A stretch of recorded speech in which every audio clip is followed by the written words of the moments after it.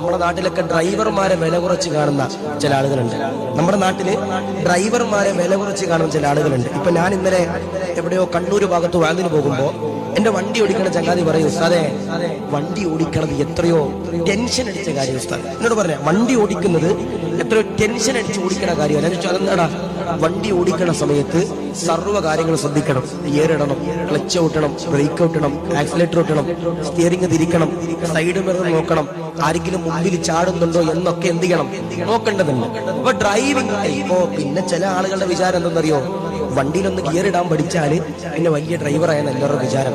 നമ്മളൊക്കെ ഈ വാഹനത്തിന് ആലപ്പുഴ ഇങ്ങോട്ട് കാസർഗോഡൊക്കെ കാറിൽ വരുന്ന സമയത്ത് പഠിച്ചവനെ ചില താത്താമാരുണ്ട്, ഒരു സ്കൂട്ടറിൽ ഇങ്ങോട്ട് കയറും, എന്നിട്ട് അങ്ങോട്ടും ഇങ്ങോട്ടും തിരിയൂല. ചില ആൾക്കൊരു വിചാരമുണ്ട് ഇൻഡിക്കേറ്റർ ഇട്ടാ പിന്നെ പുറകോട്ട് നോക്കണ്ടെന്ന്. ഇൻഡിക്കേറ്റർ വണ്ടിയിൽ ഇട്ട് കഴിഞ്ഞാൽ പിന്നെ സൈഡ് മിറർ നോക്കണ്ട, നേരെ അസ്രായിൽ കൊണ്ടുപോകും. അല്ലാഹു നൽകട്ടെ, അല്ലാഹു കാത്തിരക്ഷിക്കുമാറാവട്ടെ.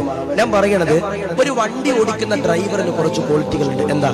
ഓനിക്ക് വണ്ടി ഓടിക്കാൻ അറിയണം. ഓനിക്ക് വണ്ടി ഓടിക്കാൻ അറിയണം. രണ്ട്, ഓനിക്ക് ലൈസൻസ് വേണം.